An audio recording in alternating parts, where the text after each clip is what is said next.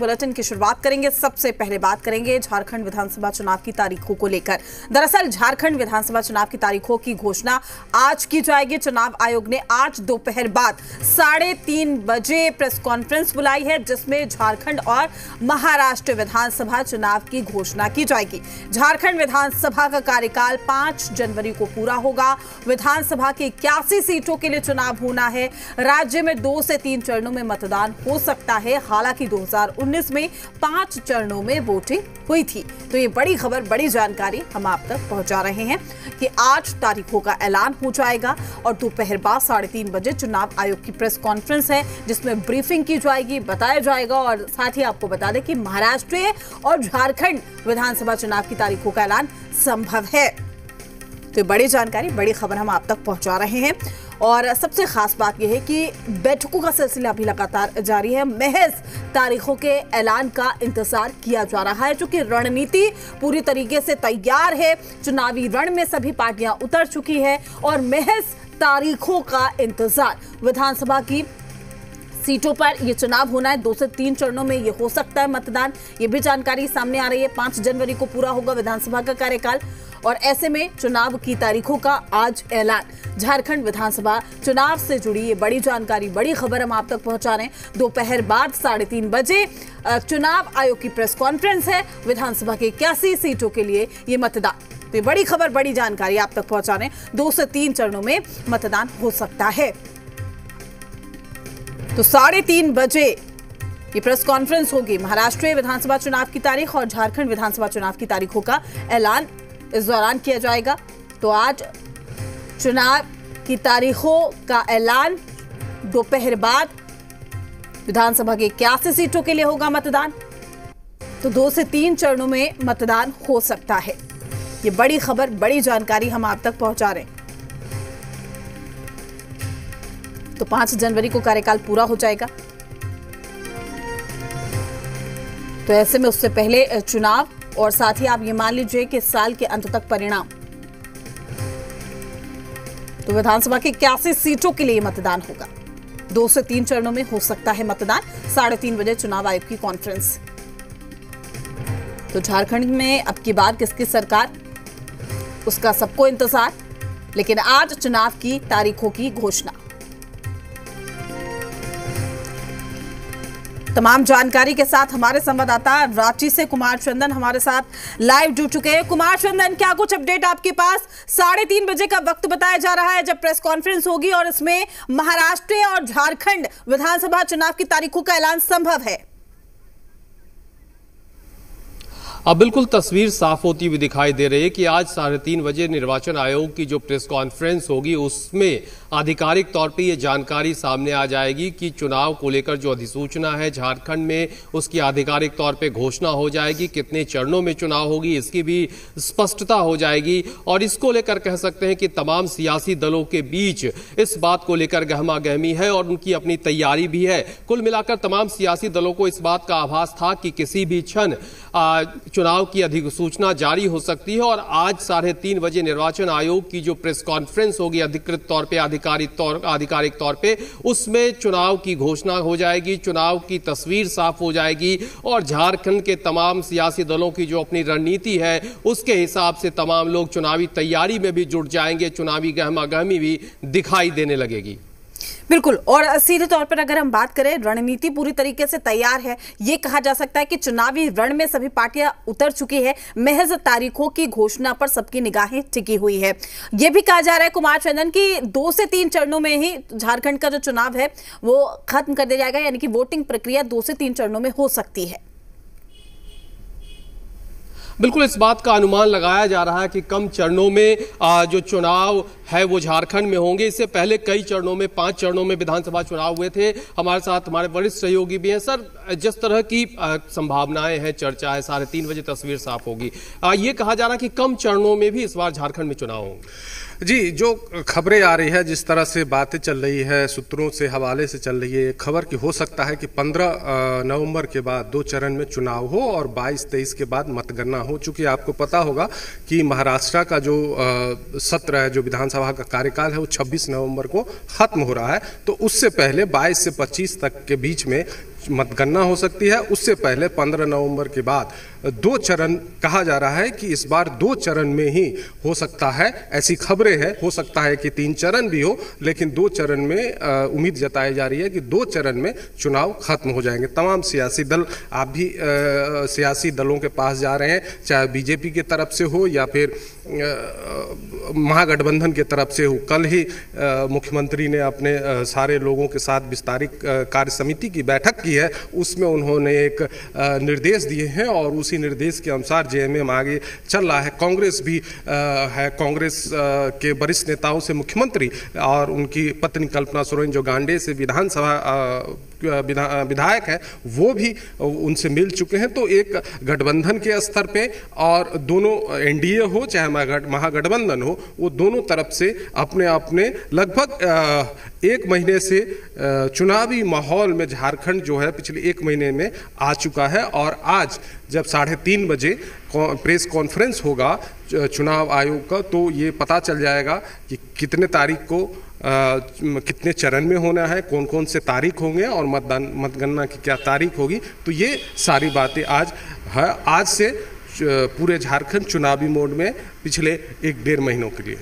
कल जिस तरह से बीजेपी चुनाव प्रबंधन समिति की बैठक हुई और आज दिल्ली में बीजेपी की बैठक है, क्या माना जाए बीजेपी की ये बैठक भी बहुत महत्वपूर्ण हो जाएगी, जबकि चुनाव की अधिसूचना हो चुकी होगी और उसी समय बैठक भी उनकी हो रही होगी? देखिए, बीजेपी की बैठक इससे पहले भी हुई है केंद्रीय नेतृत्व के साथ, और यहाँ भी लगातार बैठक जो प्रभारी बनाए गए हैं, चुनाव प्रभारी, उनके साथ लगातार बैठकें हो रही है बीजेपी के।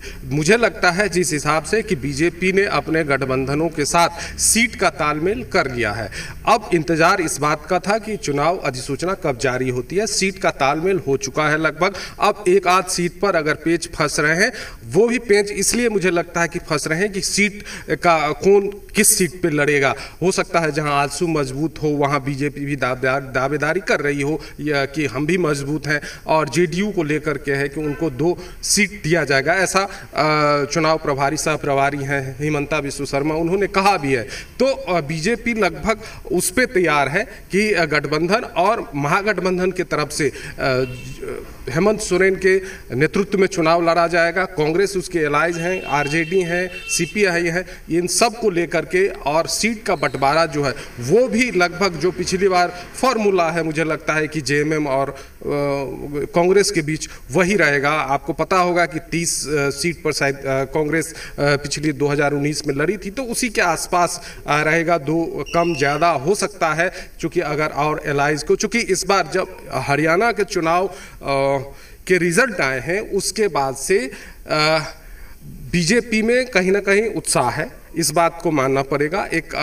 लेकिन महागठबंधन में वो तैयारी करनी पड़ेगी, चूँकि हरियाणा चुनाव में ये माना जा रहा था कि कांग्रेस इस बार आ रही है, लेकिन जनता जनार्दन ने जनादेश कुछ और दिया है। तो बीजेपी में उत्साह है उसको लेकर के, लेकिन महागठबंधन भी कम उत्साहित नहीं है। कई योजनाएं लाई आपने, कल कैबिनेट था, अंतिम कैबिनेट माना जा रहा था, उसको 2500 रुपया मैया योजना में कर दिया गया है, जो 1,000 रुपया था। तो ये एक मास्टर स्ट्रोक भी खिला गया है, और यात्रा भी कल्पना सोरेन भी कर रही थी पूरी। तो दोनों तरह से एक परिवर्तन यात्रा, एक मैया समान यात्रा, तो दोनों तरह से वर्सेस चल रहा है। अब जनता को देखना है कि जनता किस पे मुहर लगाती है, वो इंतजार करना। क्या माना जाए इस चुनाव में आक्रामकता सत्ता की पहुंच के लिए और ज्यादा बढ़ेगी इस बार? देखिए, चुनाव की आक्रामकता जो है वो बढ़ेगी। देखिए, अगर हरियाणा चुनाव को देखेंगे आप, तो हरियाणा चुनाव में बहुत ही माइन्यूटली, बहुत ही छोटी छोटी मीटिंगें करके जा करके बीजेपी ने उस पर काम किया है। आक्रामकता दूसरे चुनाव के अलावा बीजेपी ने वहाँ कम दिखाई है, लेकिन झारखंड का चुनाव है, झारखंड में आक्रामकता अभी से नहीं, पिछले 1 महीने से दिख रही है। लेकिन कल का याद रखना होगा कि मुख्यमंत्री हेमंत सोरेन ने कहा कि हम पलटवार नहीं करते हैं, सीधा हम पलट देते हैं। तो इस बात को ध्यान रखना पड़ेगा। मतलब यानी कि इस लड़ाई में महिलाओं की भूमिका महत्वपूर्ण हो जाएगी इस बार, चाहे वो मैया दीदी, मैया सम्मान योजना या गोगो दी, दोनों तरफ से महिलाओं को केंद्र बिंदु में रखा रखा गया? देखिए, महिला वोटर्स जो हैं उसके वो अब डिसाइडेड फैक्टर होते जा रहे हैं। आप जब भी चुनाव देखेंगे, चाहे लोकसभा हो चाहे विधानसभा हो, तो वो एक वोट बैंक के रूप में क्रिएट हुए हैं, और क्रिएट अगर हुए तो उस पर ध्यान ज़्यादा है। पहले वाली बात नहीं है। अगर आप भी घूमेंगे, सबकी अपनी अपनी विचारधारा हो गई है कि किसको वोट देना है, कौन हमारे लिए अच्छा है।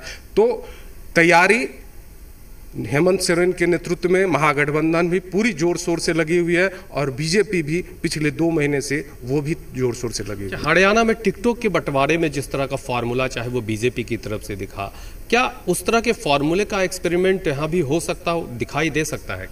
देखिए, टिकट बंटवारा 2024 के लोकसभा चुनाव के बाद जो टिकट बंटवारा को लेकर के एक कहीं ना कहीं चर्चा हुई दूसरे प्रदेश में, चाहे झारखंड में, उसके बाद बीजेपी टिकट बंटवारे में उसको लगता है कि टिकट बंटवारा में हो सकता है कि लोकसभा में कुछ कुछ गलतियां हो गई। उसको देखते हुए बहुत ही अच्छे तरह से उसको टिकट दे रही है। लेकिन सवाल ये है यहाँ पर झारखंड में कि आदिवासी जो 28 सीट है उस पे महागठबंधन का, जेएमएम का बहुत पकड़ है।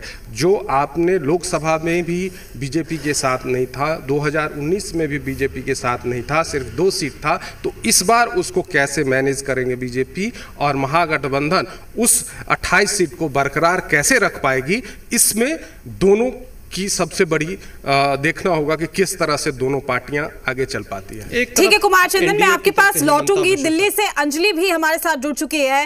अंजलि का रुख कर लेते हैं। अंजलि, आज झारखंड और महाराष्ट्र विधानसभा चुनाव को लेकर तारीखों का ऐलान हो जाएगा, और सबसे खास बात यह है कि सबकी निगाहें ना सिर्फ इन स्टेट पर है बल्कि दिल्ली में भी इसलिए टिकी हुई है क्योंकि बैठकों का जो दौर है वो झारखंड की अगर हम बात करें तो झारखंड से लेकर दिल्ली तक देखने को मिल रहा है। किस तरीके से इस बार ये चुनाव खास रहने वाले हैं?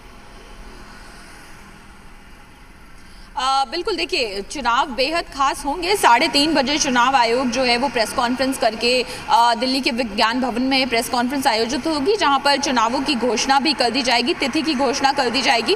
और झारखंड में देखना होगा, क्योंकि पिछले 2 बार से 5 चरणों में चुनाव हुए हैं, तो क्या इस बार वही 5 चरण ही रिपीट किए जाते हैं?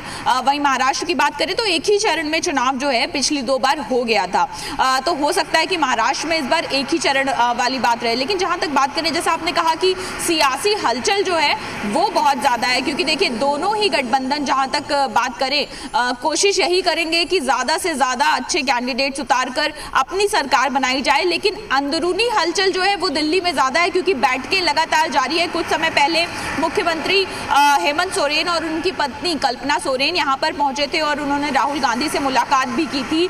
अब देखना ये होगा कि आखिर सीटों के बंटवारे को लेकर किस तरह से सहमति जो है वो आपस में बनती है, क्योंकि एक बड़ा बदलाव ये भी हुआ है कि हेमंत सोरेन के जेल जाने के बाद जहां चंपई सोरेन को मुख्यमंत्री बनाया गया था, लेकिन उसके बाद हेमंत सोरेन की वापसी हुई और बड़े ही नाटकीय तरीके से चंपई सोरेन बीजेपी में शामिल हो गए। तो चंपई सोरेन का जो संख्या बल है, उनके साथ जो लोग जुड़े हुए हैं, क्या वो असर जो है वो ग्राउंड पर देखने को मिलेगा और क्या बीजेपी के फेवर में ये जाएगा, ये भी देखना होगा। क्योंकि पिछली बार बीजेपी के पास सीटें थी, लेकिन गठबंधन के तहत जहां तक बात करें तो सरकार नहीं बना पाई थी बीजेपी। अब ऐसे में कोशिश ये होगी, जो महागठबंधन है या जो इंडिया अलायंस है, उसकी सबसे ज्यादा कोशिश यही है कि एक बार फिर से वहां पर महागठबंधन या इंडिया अलायंस की सरकार जो है वही बने। लेकिन झारखंड मुक्ति मोर्चा, कांग्रेस और इसके अलावा अन्य जो दल है, चाहे वो लेफ्ट वाले दल हो या फिर आरजेडी हो, वो किस तरह से सीटों को लेकर मांग जो है अपनी आगे रखते हैं, कौन कितनी सीटों पर चुनाव लड़ेगा। तो ये तमाम जो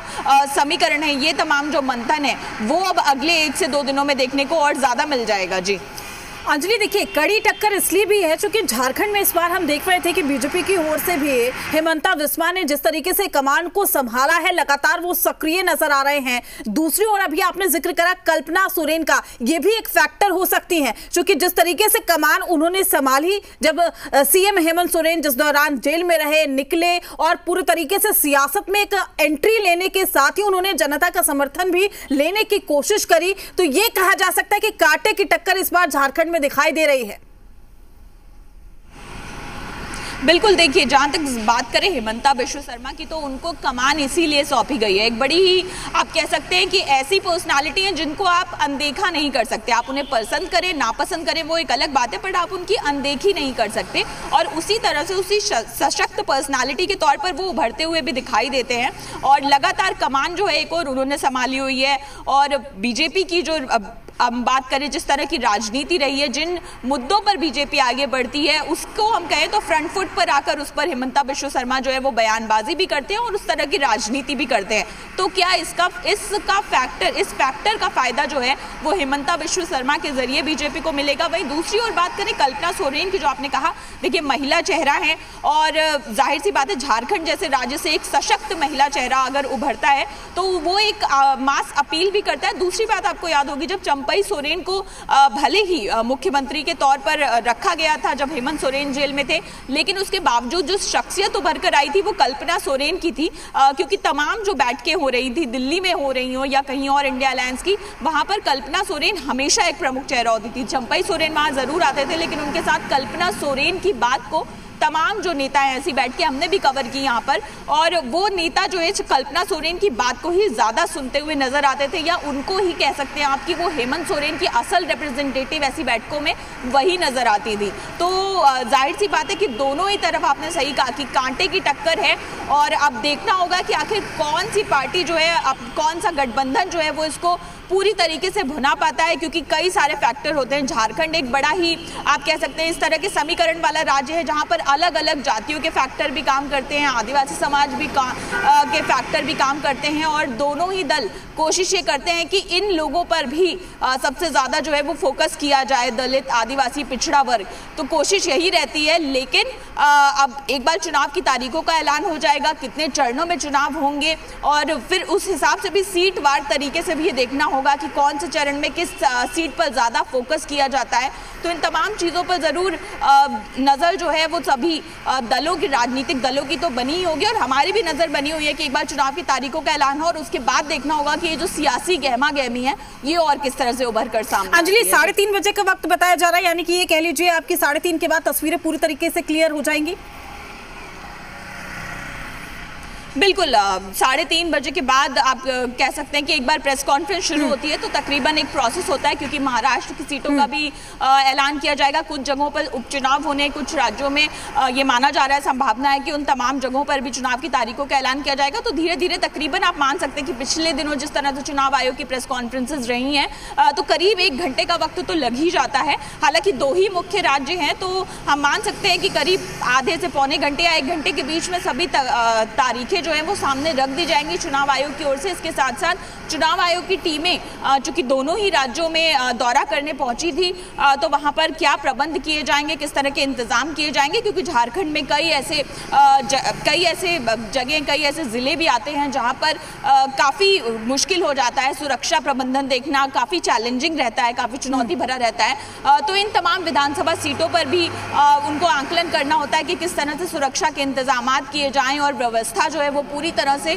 चाक चौबंद रखी जाए। तो वो अपने दौरे के दौरान जो चुनाव आयोग की टीम है वो इन तमाम चीजों का आकलन करती है। तो उसी हिसाब से जो चुनाव की तारीखें हैं उनको तय किया जाता है, और वो तारीखें भी कुछ देर में सामने आ जाएंगी। देखना होगा कि कितने चरणों में इस बार झारखंड में चुनाव आयोग जो है चुनाव संपन्न कराने की तैयारी किए हुए है। बिल्कुल अंजलि, हमारे साथ जुड़ने के लिए आपका शुक्रिया। आपसे हम लगातार अपडेट देते रहेंगे। वहीं कुमार चंदन भी हमारे साथ रांची से जुड़े हुए हैं और हमारे सहयोगी धीरज जी भी उनके साथ जुड़े हुए हैं। कुमार चंदन, अभी अंजलि भी इसी बात का जिक्र कर रही थी कि पहले हमने देखा है कि 5-5 चरणों में चुनाव हुए, लेकिन निगाहें इस पर भी टिकी हुई है कि कितने चरणों में चुनाव कराया जाता है। और तारीखों के ऐलान की अगर हम बात कर रहे हैं, इससे पहले आपने देखा था कि चुनाव जल्दी तो नहीं हो जाएंगे, देरी से तो नहीं होंगे, इसको लेकर भी सियासत हो रही थी। तो यह कहा जाए कि कम से कम चरणों में चुनाव को निपटाने की कोशिश यहां पर जरूर की जाएगी।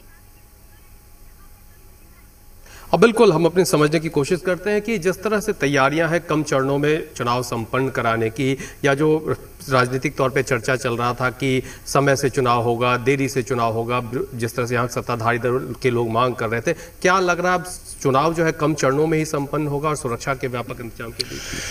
देखिए, जिस तरह से चर्चाएं हो रही है, चूंकि पिछली बार आपको भी पता होगा कि 5 चरण में हुए थे और महाराष्ट्र का पिछली बार भी 1 चरण में हुआ था। तो महाराष्ट्र में हो सकता है कि 1 चरण में ही हो। अब ये तो चुनाव आयोग के ऊपर निर्भर है कि वो कब चुनाव कितने चरणों में कराती है, सिक्योरिटी का क्या व्यवस्था है, सुरक्षा इंतजाम कितने पुख्ता हैं, ईवीएम की क्या मशीनों को लेकर के क्या पूरी तैयारियां हैं, इन सब को लेकर के। लेकिन झारखंड में जो 5 चरण में है, ये तो मुझे नहीं लगता कि अब 5 चरण में होगा। 5 चरण के बदलाव कम चरण में, ज़्यादा से ज़्यादा मुझे लगता है 2 चरण से ज़्यादा नहीं होना चाहिए। अब तो 3:30 बजे चुनाव आयोग जब प्रेस कॉन्फ्रेंस करेगा तभी पता चल पाएगा। लेकिन 2 से ज़्यादा अगर 3 चरण हो जाए तो उससे ज़्यादा मुझे नहीं लगता है कि उससे ज़्यादा में होगा। तो एक पुख्ता सुरक्षा व्यवस्था का इंतजाम सारे यहाँ के जो डीसी हैं, सारे पुलिस प्रशासन है, सारे महकमा है, सबके साथ चुनाव आयोग ने बैठक कर चुकी है। इससे पहले भी दिल्ली से मुख्य चुनाव आयुक्त आए थे, यहाँ भी होटलों में यहाँ बैठक जो है हो चुकी है, सबसे जायजा लिया जा चुका है। तो अब आज से चुनाव आयोग के अधीन सारा प्रशासन होगा। अब उसी के मुताबिक सारा अगले जब तक मतगणना नहीं हो जाता तब तक पूरा चुनाव आयोग पूरा हैंडल करेगा। तो इस चुनाव में किस तरह देखते हैं? एक तरफ चूंकि हेमंता विश्व शर्मा मजबूती से मुख्य रणनीतिकार चुनाव लड़ाने वाले में, दूसरी तरफ हेमंत सोरेन और कल्पना सोरेन दोनों मजबूत तौर पे उभर कर सामने आए हैं। तो मुकाबला क्या देखते हैं आप? देखिए, ये ज़रूर है कि कल्पना सोरेन के आने के बाद, जब हेमंत सोरेन 2024 के लोकसभा चुनाव जब थे, तब कल्पना सोरेन ने पूरी तरह से कमान संभाली थी। रिजल्ट भी आया। 2 आदिवासी सीट जो जोवा मांझी हो या नलिन सोरेन हो, उन्होंने जीत दिलाई। खुद गांडे उपचुनाव में खड़ी थी, वहाँ भी उन्होंने जीत हासिल की थी। तो उनका एक बड़ा प्रभाव है, जिस तरह से वो लोगों के बीच जा रही हैं, जिस तरह से लोगों के स्थानीय भाषाओं में बात कर रही हैं। बिल्कुल कुमार चंदन, और यही वजह है कि कांटे की जो टक्कर है वो देखने को मिलेगी, क्योंकि इस बार झारखंड में कई ऐसे फैक्टर है जो इम्पैक्ट डालेंगे इस पूरे इलेक्शन में। शुक्रिया आपका हमारे साथ जुड़ने के लिए, तमाम जानकारी साझा करने के लिए। तो चुनाव की घोषणा के पहले जेएमएम और कांग्रेस की प्रतिक्रियाएं भी सामने आई है, आपको सुनाते हैं। कि कहीं ना कहीं ये भारतीय जनता पार्टी का दबाव है कि तय समय से पहले चुनाव की घोषणा होने जा रही है। हम समझते हैं कि 5 जनवरी तक जब कार्यकाल है और सभी राजनीतिक दलों ने, विशेष करके झारखंड मुक्ति मोर्चा और इंडिया गठबंधन ने पत्र के माध्यम से भी ये सूचित किया था कि तय समय पर झारखंड में चुनाव हो, लेकिन ऐसा होता हुआ दिख नहीं रहा है। लेकिन भारतीय जनता पार्टी को यह इल्म होना चाहिए कि चुनाव जब हो, झारखंड से झारखंड मुक्ति मोर्चा इंडिया गठबंधन पूरी तरह से उनका सुपड़ा साफ करने के लिए तैयार है और हम सभी तैयार हैं। आज इलेक्शन कमीशन का प्रेस कॉन्फ्रेंस है। संभवतः इलेक्शन कमीशन झारखंड में चुनाव का डेट ऐलान करेगा, लेकिन भारतीय जनता पार्टी जिस तरह से अनन फनन में चुनाव कराना चाहती है, उससे ये पता चलता है कि भाजपा हताश है, निराश है, और गठबंधन सरकार की जो नीति है, जो योजनाएं हैं, जन जन तक जो पहुंच रही हैं योजनाएं, उससे घबराई हुई है। फिलहाल के लिए खबर झारखंड में इतना ही। नमस्कार।